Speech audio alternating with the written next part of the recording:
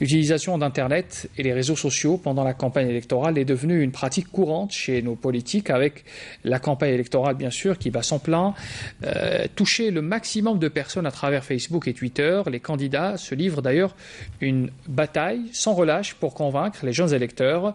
Voici le reportage de Najwa Jeddi, commentaire signé Abdelmajid Bakassi. La campagne électorale sur la toile, ce n'est pas tout à fait une nouveauté chez nous.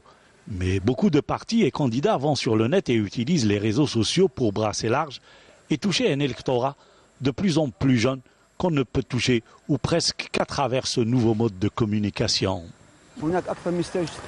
Avec les quelques 16 millions d'internautes, il est devenu tout à fait normal que les partis et les candidats utilisent la toile pour se faire connaître. C'est en fait une tribune pour présenter leur programme.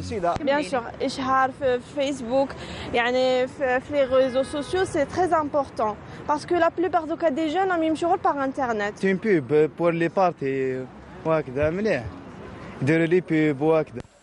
Les slogans et les discours postés sur le net par les candidats aux élections sont variés et très diversifiés. Et même si souvent l'éthique est respectée, il arrive de voir des dérapages. C'est l'avis même des citoyens que nous avons rencontrés. Un candidat qui dit ne jamais quitter la mosquée.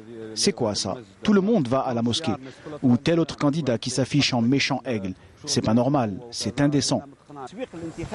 Vendre un programme électoral fait partie de la stratégie politique, mais vendre un programme doit être une affaire de spécialistes, surtout lorsqu'il s'agit de la production d'images.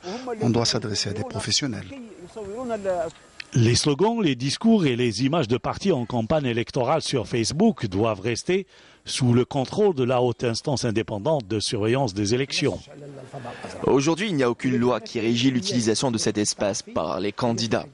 Mais s'il y a des dépassements, on s'adresse directement aux bénéficiaires de ces propagandes pour leur signifier de cesser ces posts.